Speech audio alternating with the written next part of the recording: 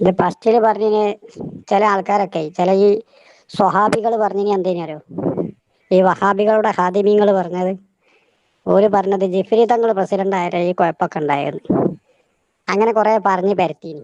എല്ലാവർക്കും മനസ്സിലായി സ്വാദിഖ് അലി ശിഹാബ് തങ്ങൾ മുസ്ലിം ലീഗിന്റെ പ്രസിഡന്റ് ആയാലാണ് സകലമാന കുത്തിത്തിരിപ്പും പിത്തനിയും ഫസാദും ഉണ്ടായതെന്ന്. എല്ലാ പിത്തനിയും ആദ്യം ഉണ്ട്, പക്ഷെ ഇതൊക്കെ അതിനൊക്കെ ആക്കം കൂട്ടിയതും അതൊക്കെ ശക്തിപ്പെടുത്തിയതും തങ്ങളാണ്. കാരണം എല്ലാ കോമാളിത്തരത്തിനും കൂട്ടും കൊടുക്കുക.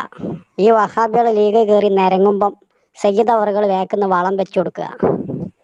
ആ സയ്യിദിനെ ഉപയോഗിച്ചാണ്ട് ഈ പ്രസ്ഥാനം ഈ ഉമ്മത്തിനെ ഇല്ലാതാക്കാൻ നശിപ്പിക്കാനാണ് വഹാബികൾ ശ്രമിക്കണമെന്നുള്ളത് മനസ്സിലാക്കാനുള്ളൊരു ബോധം സാദിഖ് അലി തങ്ങൾക്ക് ഇല്ലെങ്കിൽ പിന്നെ എന്തോ ഒരു പക്വത ഇല്ലാത്തൊരു മനുഷ്യൻ പ്രസിഡന്റായി. ഒരു പക്വത വേണ്ട, ഒരു സാമാന്യ മര്യാദയുള്ള ഒരു സാധാരണ ബുദ്ധിയുള്ള ഒരാൾക്ക് തന്നെ അറിയില്ലേ ഇത് പിന്നെ ഇപ്പോൾ ഈ ചെയ്തുകൊണ്ടിരിക്കുന്നത് വഹാബികളാണ് ഇതിന്റെ പിന്നിൽ പ്രവർത്തിക്കുന്നത്. ഇത് സയ്യിദന്മാരും പാണക്കാട് കുടുംബത്തിൻ്റെയും അല്ലാത്തോലെയും എല്ലാവരെയും നാണം കെടുത്താനുള്ള പദ്ധതിയാണ് ഈ ചെയ്തുകൊണ്ടിരിക്കുന്നത് എന്നുള്ളത് ഏത് പൊട്ടനും തിരിയും. ചെറിയ ബുദ്ധി മതി, ഓവർ ബുദ്ധിൻ്റെ ആവശ്യമില്ല. ഇതിനൊക്കെ തലച്ചു കൊടുക്കുകയാണ് സാദിഖ് അലി തങ്ങൾ. എന്താ ചെയ്യുക? അനർഹരായ ആളുകൾ അധികാരത്തിൽ വരിക എന്നുള്ളത് ഖിയാമത്ത് നാളിൻ്റെ അലാമത്തിൽപ്പെട്ടതാണ്.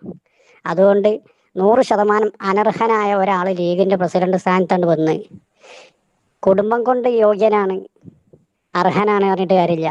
ബോധം കൊണ്ടും അപബോധം കൊണ്ട് അനർഹനാണ്. കാര്യങ്ങൾ കൈകാര്യം ചെയ്യാനുള്ള കരുത്തില്ല, കഴിവില്ല. അതന്നെയാണ് അനർഹൻ എന്ന് പറഞ്ഞത്. അല്ലാതെ കുടുംബം കൊണ്ട് അല്ലല്ലത് വരേണ്ടത്. ആ കുടുംബത്തിൽ നല്ല പക്വതുള്ള ആൾക്കാരെ തിരഞ്ഞെടുക്കണ്ടേ പ്രസിഡന്റൊക്കെ ആക്കുമ്പോൾ? തങ്ങളെ തന്നെ ആക്കണം എന്നത് നിർബന്ധമുള്ളത്. പക്വതുള്ള ഒരാളാക്കണ്ടേ? ഒരു കോമാളിനെ പിടിച്ചാണ്ട് ആക്കിയത് കൊണ്ട് എന്തായി? രാഷ്ട്രീയം മെല്ലപ്പോൾ ഒരു കോമാളിയായി. അപ്പം ഇനി അവർക്കത് എത്താറിയില്ല.